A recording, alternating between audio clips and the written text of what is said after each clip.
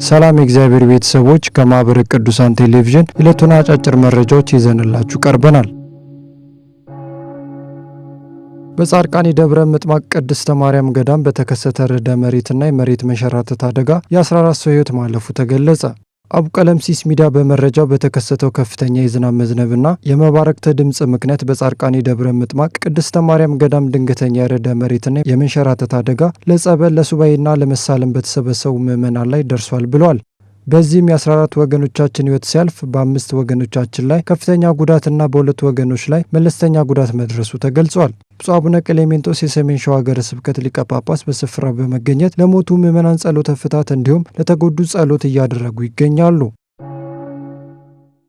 በሱዳን የቤተ ክርስቲያንን አገልግሎት ዳግም ለማስጀመር ከሚመለከታቸው አካላት ጋር ውይይት እየተካሄደ መሆኑ ተነገረ።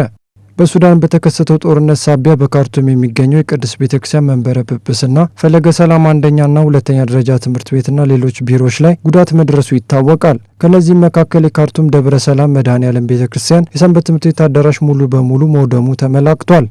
በምክክሩ ላይ የሀገረ ስብከቱ ዋና ስራ አስኪያጅ መጋቤ ሃይማኖት ቆሞስ አባ አብርሃም ገረመው ባለፈው አንድ ወር በኮሚቴው የተጀመሩ ተግባራትን አብራርተዋል። በማብራሪያቸውም አገልግሎቱን ለማስጀመር ከኢፌዴሪ ውጭ ጉዳይ ሚኒስቴር በሱዳንና በአዲስ አበባ ካሉ የግብጽ ኮፕቲክ ኦርቶዶክስ ቤተክርስቲያን ተወካዮችና ከሱዳን ኤምባሲ ጋር ተከታታይ ውይይቶች እየተካሄዱ ናቸው ብለዋል። ተሳታፊዎች በበኩላቸው ቤተክርስቲያኑ ዳግም አገልግሎት እንዲጀምር ድጋፍ እንደሚያደርጉ ሀሳባቸውን ሰጥተዋል። መረጃው የኢትዮጵያ ኦርቶዶክስ ተዋሕዶ ቤተክርስቲያን መገናኛ ብዙኃን አገልግሎት ነው። የሚገነቡ የአብነት ትምህርት ቤቶች ህንፃ ብቻ ሳይሆኑ የቤተ ክርስቲያን የነገ ተስፋዎች የሚሰለጥኑበት ተቋም መሆኑ ተጠቆመ። ማኅበረ ቅዱሳን በአሶሳ ሀገረ ስብከት አምባ 4 ቅድስት ኪዳነ ምሕረት ገዳም ያስገነባውን አዳሪ ትምህርት ቤት ማስመረቁ ተነግሯል። የሀገረ ስብከቱ ዋና ስራ አስኪያጅ መላከ ፀሐይ ቆሞስ አባ ዘካርያስ ጸጋው አብነት ትምህርት ቤቱ ህንፃ ብቻ ሳይሆን የቤተ ክርስቲያን የነገ ተስፋዎች የምናፈራበት በልፋት የተሰራ ተቋም ነው ብለዋል። አክሎም የምንዘራው ዘር ለነገ የሚያፈራና በሀገረ ስብከቱ ያለውን አገልግሎት የሚያጠናክር ነው ሲሉ ተናግረዋል። ዲያቆን ደምሰው ጫላ የማኅበረ ቅዱሳን ምክትል ዋና ስራ አስፈጻሚ ሀገረ ስብከቱና ምዕመናኑ አብነት ትምህርት ቤቱን በመደገፍና ደቀ መዛሙርቱን በመንከባከብ ክርስቲያናዊ ግዴታቸውን እንዲወጡ አሳስበዋል። በዕለቱም በሀገረ ስብከቱ ከሚገኙ የተለያዩ ወረዳዎች የተውጣጡ 22 ደቀ መዛሙርትን ለማስተማር ተቀብሎ አገልግሎት በይፋ ጀምሯል። ትምህርት ቤቱ በሀገረ ስብከቱ ያለውን የአገልጋይ ካህናት እጥረትን በመቅረፍ አስተዋጽኦ ይኖረዋል ተብሏል። ብፁዕ አቡነ ገሪማ ወጣቶች የተማሩትን ትምህርት ወደ ተግባር መለወጥ እንዳለባቸው አሳሰቡ። ብፁዕነታቸው የጌዴኦ ኮሬና ቡርጂ ሀገረ ስብከት ሊቀ ጳጳስ በዲላ ደብረ ገነት ቅዱስ ሚካኤል ቤተ ክርስቲያን በተዘጋጀው 17ኛው ዙር ወጣቶች መንፈሳዊ መርሃ ግብር ላይ ተገኝተዋል። ብፁዕ አቡነ ገሪማ በመልእክታቸው ወጣቶች የተማሩትን ትምህርት ወደ ተግባር በመለወጥ ውጤታማ ፍሬ ማፍራት እንዳለባቸው ተናግረዋል። በመርሃ ግብሩ በርካታ ወጣቶችን ወደ ቅድስት ቤተ ክርስቲያን ለመመለስና ዘመኑን የዋጀ አገልግሎት ለማከናወን እንደሚያስችል አንስተዋል።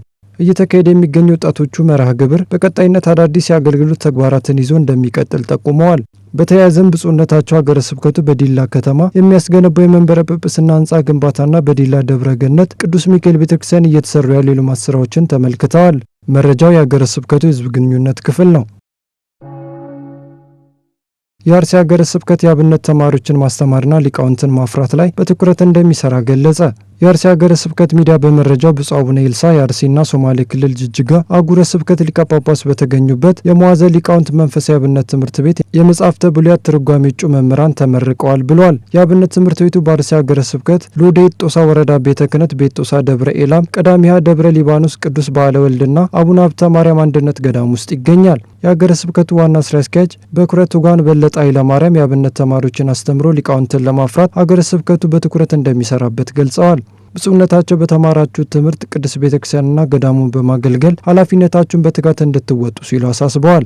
በሌላ መረጃ በምዕራብ ሐረርጌ ሀገረ ስብከት የሰንበት ትምህርት ቤቶች ማደራጃ የሰንበት ትምህርት ቤቶች አንድነት ከ9 ወረዳ ቤተ ክህነት የተውጣጡና ለሶስተኛ ጊዜ ያሰለጠናቸውን 200 ተተኪ መምህራንን ብፁዕ አቡነ እንጦንስ የሀገረ ስብከቱ ሊቀ ጳጳስ በተገኙበት አስመርቋል። መረጃው የምዕራብ ሐረርጌ ሀገረ ስብከት ሚዲያ ነው። ማኅበረ ቅዱሳን በመኖሩ ቅድስት ቤተ ክርስቲያን በርካታ ፈተናዎችን እንድትቋቋም መርዳቱ ተጠቆመ። ይህ የተነገረው በማኅበረ ቅዱሳን የአውስትራሊያ ማዕከል በአካልና በቨርቹዋል በተካሄደው 7ኛው ዓመታዊ ጠቅላላ ጉባኤ ላይ ነው። በጉባኤም የማዕከሉ የ2018 የዕቅድ አፈጻጸም የፋይናንስና የኦዲት ሪፖርቶች ቀርበው ውይይት ተደርጎባቸው ሙሉ በሙሉ ጸድቀዋል። በተጨማሪም 5ኛው የማኅበረ ቅዱሳን መሪ ዕቅድ የአጋማሽ ዘመን አፈጻጸም ግምገማና የ2019 ዓ.ም አጠቃላይ ስትራቴጂካዊ ዕቅድ ግምገማ ተካሂዶበታል። ቅድስት ቤተክርስቲያን ያሉባትን ዘርፈ ብዙ ፈተናዎችን አሸንፋ እንድትቀጥል ቀደምት አባቶቻችንና እናቶቻችን በእምነታቸው የከፈሉትን ዋጋ መነሻ ማድረግ ይገባል ተብሏል። የሜልበርን ደብረ ገነት ቅዱስ ሚካኤል ቤተክርስቲያን አስተዳዳሪ መላከ ፀሐይ ቆሞስ አባ ገብረ ስላሴ ጎበና ማህበረ ቅዱሳን በመኖሩ ቤተክርስቲያን በፈተናዎች ውስጥ እንድትቋቋም እንዳደረጋት ተናግረዋል። አክለው እንዳሉት የማህበሩ አባላት ከቀደመው በላይ በትህትናና በትጋት ቤተክርስቲያንን እንዲያገለግሉ ጥሪ አስተላልፈዋል። መረጃውን በማህበረ ቅዱሳን አውስትራሊያ ማዕከል አድርሶናል። ማህበረ ቅዱሳን የቅድስት ቤተክርስቲያንን አገልግሎት ለመወጣት ተቋማዊ መሰረት ለመጣል ጥረት እያደረገ እንደሚገኝ ገለጸ።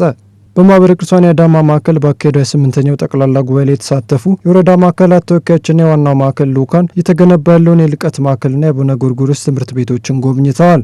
አቶ ሽመልስ ጌታቸው የማዕከሉ ጽሕፈት ቤት ኃላፊ ባደረጉት ገለጻ ማህበረ ቅዱሳን የተጣለበትን የቅድስት ቤተክርስቲያን አገልግሎትን ለመወጣት ተቋማዊ መሰረት ለመጣል ጥረት እያደረገ መሆኑን ገልጸዋል። የዋናው ማዕከል ተወካዮች እንዳሉት ማዕከሉ ግንባታውን ሲያጠናቅቅ ለቤተክርስቲያን አገልግሎት ትልቅ እምርታ ይፈጥራል ብለዋል። መረጃው የአዳማ ማዕከል ሚዲያ አገልግሎት ነው። ሰላም፣ እግዚአብሔር ከሁላችን ጋር ይሁን። የዕለቱ አጫጭር መረጃዎች የእስካሁኖቹ ነበሩ።